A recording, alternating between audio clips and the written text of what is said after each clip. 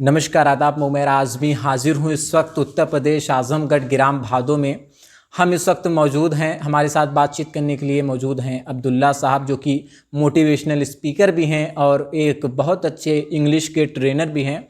इनसे हम कुछ खास बातचीत करेंगे, लेकिन पहले उन मुद्दों के बारे में भी जानना चाहेंगे इनसे, क्योंकि जो कोरोना वायरस आज पूरी दुनिया में खौफ पैदा कर दिया है, पूरी दुनिया की जो गतिविधियां थीं उसको रोक के रखा हुआ है, उसके बारे में भी हम जानना चाहेंगे। स्वागत है आपका।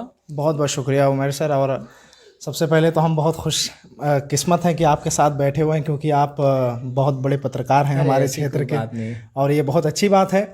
तो इसलिए मैं ज़्यादा अपने बारे में तो नहीं बताना चाहूँगा। मैं एक छोटा सा यूट्यूबर हूँ, एक छोटा सा मोटिवेशनल स्पीकर हूँ, एक ट्रेनर हूँ। लोगों की ज़िंदगी बदलने की कोशिश करता हूँ, लोगों को प्रेरणा देता हूँ, उत्साहित करता हूँ ज़िंदगी जीने के लिए।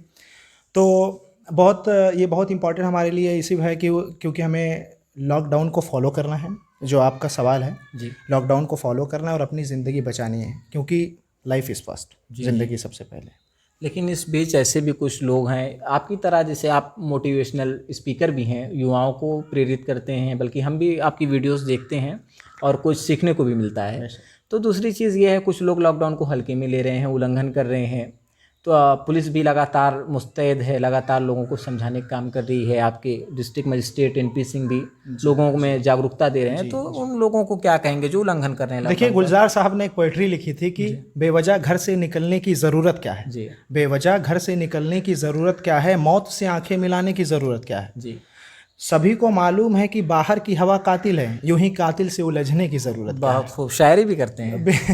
बस आप लोग की दुआओं से थोड़ा बहुत कर लेते हैं। बहुत ही अच्छा लिखते रहते हैं अपनी भी, और थोड़ा बहुत लोगों की कोरोना वायरस पर कुछ लिखा है? कोरोना वायरस पर हम ये कहना चाहेंगे कि तू घर के अंदर बैठ, तू घर के अंदर बैठ, बाहर तू जाएगा तो बीमारी को तो साथ में लेके आएगा, और खुद तो मरेगा, परिवार को भी मारेगा। इसलिए तू घर के अंदर बैठ, तू घर के अंदर। लोगों को जो है इस वक्त सतर्क रहने की ज़रूरत है, लोगों को इस वक्त अपने घरों में रहने की ज़रूरत है, क्योंकि जो कोरोना वायरस का ये जो बढ़ता संक्रमण है, इन वक्त जो है, आजकल तो आप देख रहे होंगे टीवी चैनलों पर आंकड़े कम हो रहे हैं, और जबकि हमारे भारत में ना तकनीक है, ना वो सुविधाएं हैं, ना फैसिलिटीज़ हैं अदर कंट्री के मुकाबले, लेकिन फिर भी भारत बहुत ही विजय प्राप्त कर रहा है कोरोना वायरस पर। तो लोगों से क्या अपील है आपकी, और भी जो आपके आजमगढ़ के लोग हैं खास? बेशक अपील देखिए ये है कि कहते हैं कि कभी कभी बहुत ज़्यादा जानकारियाँ भी बहुत दिक्कत होती है, और बहुत ज़्यादा कम जानकारी भी बहुत ज़्यादा दिक्कत करती है। जैसे हमारे आजमगढ़ में बहुत सारे ऐसे गांव के इलाके हैं जहां पे बच्चों को तालीम नहीं है कि कोरोना वायरस क्या है। हमारे बुजुर्ग लोग समझ नहीं पा रहे हैं कि ये कोरोना वायरस क्या है। लोग मजाक बना के रखे हैं कि ये कोई बात नहीं, ये अफवाह है, ऐसा है। कोई कह रहा है चाय पी लो, काढ़ा पी लो, कोई कह रहा है नीम की पत्ती चबा लो। तो ये बहुत सारी चीज़ों से हमें बचना चाहिए, और जो सही तर्क और सच्चाई है उसके बारे में जानना चाहिए। हम जानते हैं कि super power country USA, United state of America, जहाँ पे 8-8.5 लाख पेशेंट्स हो गए, इन्फेक्ट हो गए लोग, वो संभाल नहीं पा रहे, कंट्रोल नहीं कर पा रहे। हमारी 1.34 बिलियन की पॉपुलेशन है, एक लगभग 134 करोड़ की। बताइए हमारे देश का क्या होगा, जहाँ का हेल्थ सिस्टम अभी बहुत ही कमज़ोर है। तो इसलिए हमें समझने की ज़रूरत है कि खुद से संभल जाओ, किसी की ज़रूरत ना पड़े, वरना लाशों को उठाने के लिए कोई किसी की ज़रूरत लेनी भी नहीं पड़ेगी आपको। नहीं। अच्छा सर, दूसरी चीज़ हम ये आपसे जानना चाहेंगे, जिस तरीके से लॉकडाउन 14 अप्रैल तक था, लोगों में एक खुशी का माहौल था जी। हाँ, तो लॉकडाउन खुलेगा, हम लोग आज़ाद होंगे, 3 मई तक प्रधानमंत्री जी ने कर दिया। तो उन लोगों को खैर ये समझना चाहिए, प्रधानमंत्री का मतलब ये मंशा नहीं है कि आपको कैद कर दिया जाए आपके घरों में, बल्कि आपको सुरक्षित कर दिया जाए। आप अपने घरों में रहिए, सुरक्षित रहिए, क्योंकि आप जब घर में रहेंगे तो कोरोना वायरस से बचे रहेंगे। देखिए, मसला मुझे एक चीज़ बहुत ही मजाकिया लगती है, और बहुत अलग सा एक मज़ा भी मिलता है। लोग सोचते हैं कि लॉकडाउन ख़राब चीज़ है जी, वो कोरोना का ध्यान कम, लॉकडाउन का ध्यान ज़्यादा दे रहे हैं। लेकिन हमें वहीं पे कोरोना का ध्यान ज़्यादा देना है, लॉकडाउन का नहीं।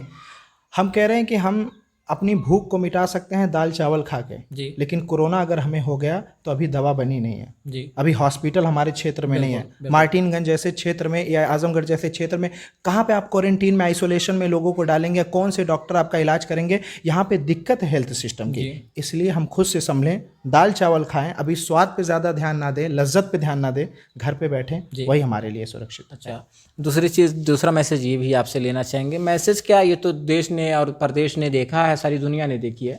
योगी आदित्यनाथ जी उत्तर प्रदेश के मुख्यमंत्री हैं, चीफ मिनिस्टर हैं, उनके पिताजी का निधन हो जाता है, जो कि अपने आप में बहुत दुखद है।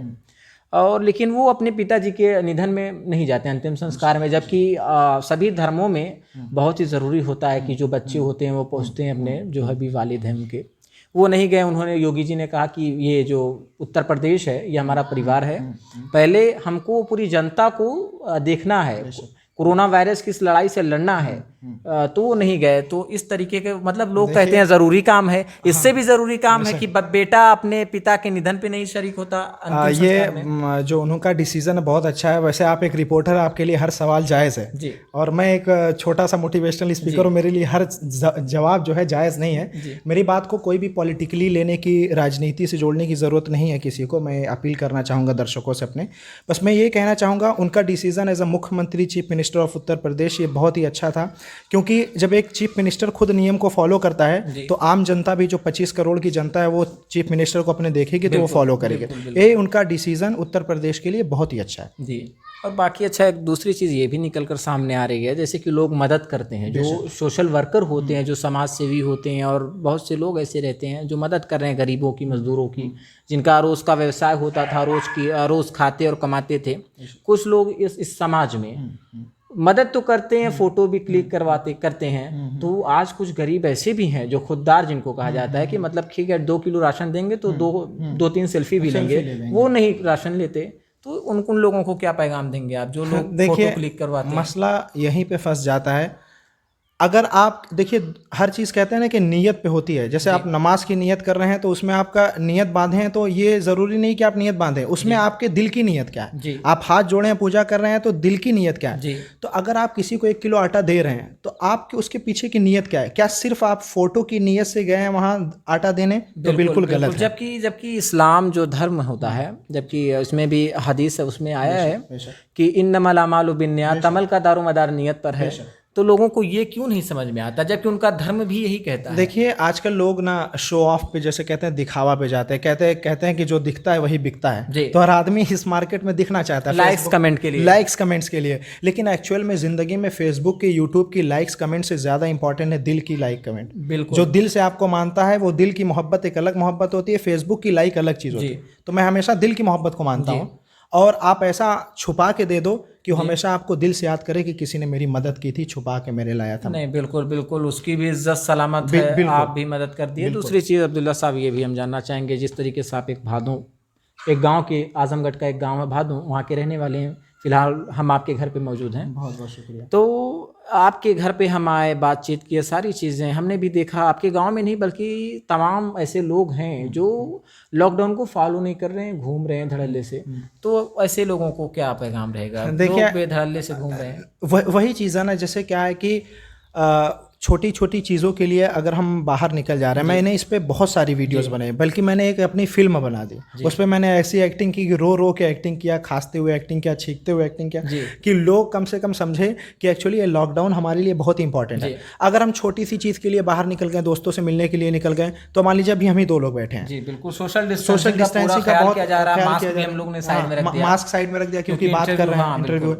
तो अभी हम आपस में जानते हैं कि उमैर आज़मी भी ठीक है, हम भी ठीक हैं, चलिए इनको भी खांसी नहीं आ रही है, हमें भी खांसी। लेकिन अब जब बाहर आप निकलते हैं, वैसे हम लोग को भी फॉलो करना है। बिल्कुल, जब आप बाहर निकलते हैं, वैसे तो बाहर मत निकलिए। बिल्कुल, बाहर निकलिए तो आप एकदम पूरी तरह से सोशल डिस्टेंसिंग के साथ, दुकान पे हैं तो 1 मीटर की दूरी बना के रखिए। ये बहुत ही ज़रूरी है। अगर इससे हम जीत गए 1 महीने बाद, फिर से वही होटलों में खाना होगा, सिनेमा में जाना होगा, लोगों से मिलना होगा, दोस्ती होगी, सारी चीज़ खुल जाएगी। तो अगर आप चाहते हैं तो घर में रहिए, अगर आप ज़िंदगी भर घर में रहना चाहते हैं तो अभी बाहर निकल जाइए। जी। और ये भी एक चीज़ हम ये जानेंगे आज आपसे, आजमगढ़ एक बहुत ही मतलब मशहूर शहर है, इसकी भी अपने आप में एक हिस्ट्री है, एक इतिहास है। दूसरी चीज़ ये, आजमगढ़ में ना कोई जैसे पीजीआई जैसे बड़े बड़े हॉस्पिटल हर तरफ हैं, लेकिन आजमगढ़ में नहीं है। तो आज कोरोना वायरस जो पूरे देश में ये संक्रमण की बीमारी फैली हुई है, तो आज ये एहसास आपको क्या होता है कि आजमगढ़ में भी कोई बड़ा हॉस्पिटल होना चाहिए? देखिए, बेशक हम तो कहते हैं कि हर गांव में अच्छी जो है कि स्वास्थ्य का केंद्र होना चाहिए, स्वास्थ्य की सुविधा होनी चाहिए, क्योंकि कहते हैं कि हमारा ये जो स्ट्रक्चर है, बॉडी, बदन है, दिमाग है, यही सही रहेगा तो हम आगे काम को कर पाएंगे, और अगर यही नहीं सही रहेगा तो हम नहीं काम कर पाएंगे। आज हमें कोई भी दिक्कत होती है, कोई भी बीमारी होती है, तो हमें लखनऊ पीजीआई या दिल्ली एम्स में जाना पड़ता है, क्योंकि हमारे क्षेत्र में हॉस्पिटल्स की कमी है, और वो भी छोटे मोटे हॉस्पिटल्स हैं। तो इसलिए हर ज़िले में, मैं तो कहता हूँ कि हर ब्लॉक में, तहसील लेवल पे होना चाहिए अच्छे हॉस्पिटल्स। कोरोना वायरस जबकि इतनी खतरनाक बीमारी, हम तो कहें, अब नाम नहीं लेंगे किसी धर्म विशेष का, लेकिन कुछ लोग राजनीति कर रहे हैं कोरोना वायरस को लेकर, किसी धर्म विशेष को उससे जोड़ रहे हैं, कंपेयर कर रहे हैं कि इनकी वजह से फैल रहा है, ज़्यादा हो गया है, और उनके खिलाफ केस भी दर्ज कराए जा रहे हैं। एक्चुअली देखिए, ऐसा हम क्या सोच रहे हैं? इसमें एक मेरा एक अपना जो है विचार, दिल्ली तो घूम के आए हैं, दिल्ली की बात कर रहे हैं हम। दिल्ली में घूम के आया हूँ। फिर से मैं वही कहूँगा कि मेरी बातों को राजनीति से नहीं जोड़ा जाना बिल्कुल, हम किसी धर्म विशेष को नहीं, नाम नहीं ले रहे हैं हम किसी का, हम बट बता रहे हैं धर्म विशेष से जोड़ा जा रहा है इसको। कहते हैं कि देखिए, ये जो है कि ये वायरस है, जिसको WHO ने, वर्ल्ड हेल्थ ऑर्गेनाइजेशन से इसको कह दिया पैंडेमिक, एपिडेमिक, जो कि महामारी करार दे दिया गया है। जब ये महामारी है तो इसका कोई धर्म से रिलेशन नहीं है, किसी भी धर्म से रिलेशन है। चैनल वाले रिलेशन भी बना दे रहे हैं, नहीं, वो गलत है, वो बिल्कुल गलत है। धर्म से रिलेशन इसका नहीं करना चाहिए, बल्कि हमें सब एकदम इंसान की तरह साथ में खड़े होकर फाइट करना चाहिए। कोई भी अगर इसका बढ़ावा दे रहा है वो गलत है, चाहे हिंदू है चाहे मुसलमान। अगर कोई किया भी है तो वो गलत है, अगर कोई नहीं किया है तो उसको गलत मत है। बिल्कुल, बल्कि कि तो आपका कहने का तात्पर्य यह है कि हर भी मीडिया कर्मी को बिल्कुल सच्चाई जो है, वो सच्ची खबरें लोगों तक पहुंचाएं, ताकि देश की जनता जागरूक हो, किसी धर्म विशेष से ना जोड़े, चाहे वो कोई भी धर्म हो, और हर एक धर्म अपने आप में एक महान होता है। और दूसरी चीज़, हम आखिरी मैसेज लेंगे क्योंकि वक्त भी बहुत कम ज़्यादा हो रहा है।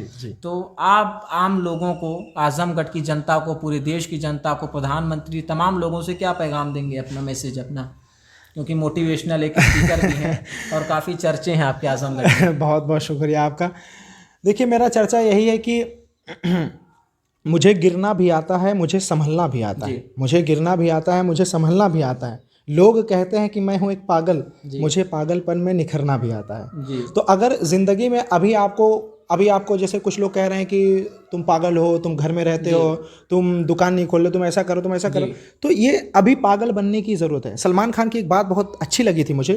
सलमान खान ने कहा था कि अभी डर जाना ही सही है। वो प्रचार करते हैं ना, डर के आगे जीत है, लेकिन अभी डर के आगे जीत नहीं, डर के आगे हार है एक्चुअली। अभी थोड़ा डर जाओ, हाँ, अभी डर जाओ और घर में बैठो, यही मेरा पैगाम है इस कोरोना वायरस के टाइम। बहुत बहुत शुक्रिया, बहुत बहुत बातचीत करने के लिए, आपने अपना कीमती वक्त हमको दिया। बहुत बहुत ये थे मोटिवेशनल स्पीकर अब्दुल्ला साहब, जिनके घर पे हम इस वक्त मौजूद थे, उनसे हम खास बातचीत की है, और इन्होंने अपनी चर्चाओं में बताया है कि आजमगढ़ में ही नहीं, हर एक छोटे से छोटे गांव में एक स्वास्थ्य का एक केंद्र होना चाहिए, ताकि वहाँ के जो ग्रामीण अंचल के जो गांव हैं, उन लोगों को अच्छी मेडिकल फैसिलिटीज़ मिले।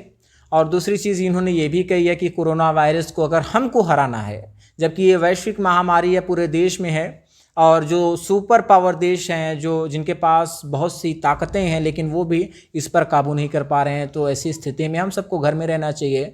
और सरकार यानी प्रधानमंत्री लगातार जो संबोधन में लोगों से कह रहे हैं, अपीलें कर रहे हैं, लोग घरों में रहें, सुरक्षित रहें, तो ऐसा आप लोग करिए। आप लोग घरों में रहिए, सुरक्षित रहिए और देश हित में अपना योगदान दीजिए।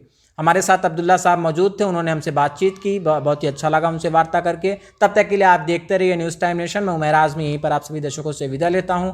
मुलाकात होगी अगली एक स्पेशल रिपोर्ट के साथ। जय हिंद, जय भारत।